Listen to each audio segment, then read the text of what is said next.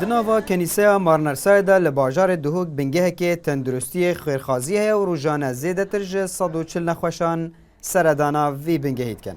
دابین کرنا پدوین وی بنگه جی جلای ریخراون بیانی و کسانن خیرخواز ویا. خلکی آوارجی دلخوشیاخو لامبر وان خزمتان درد براو کارگیریا بنگه جی دبیجه. ببی جداهی چاره سریا همی نخوشن آوارد کن. نريد نشكر يعني مركز سپاسیا بنگه مارنسایت کن.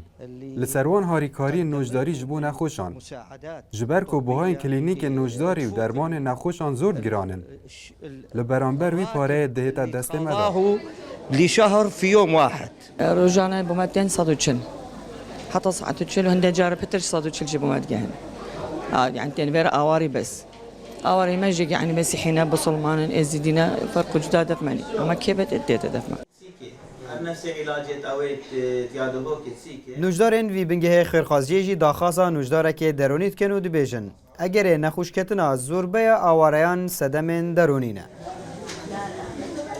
عالم عاجزة وهمي نازحة ووضعي نخوشة وهر تفكيرك يعني هميت نساخية علاقة نفسية هاي تظاني وضعي نخوش بو دكتورة نفسي نينا وام قالك محتاجة بو دكتورة نفسي جيرا براستي. احنا مركزنا مركز خيرين قدم خدمات بنگه ما بنگه که خیرخوازیه و خدمت آوارین همین عراقیان دیگن هاریکاری و خدمت ما دبی برانبرن هر جه پشکینین نوجداری بگیره و تاقیگه هان و پشکشکرنا چارەسەریە پیتوی لازم نستقبل يوميا.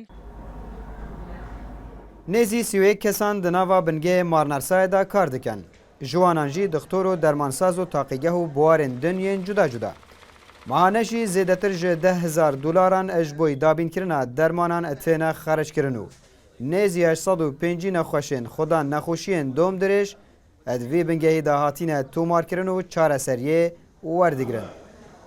عبدالصمد ریکانی NRT دهوک.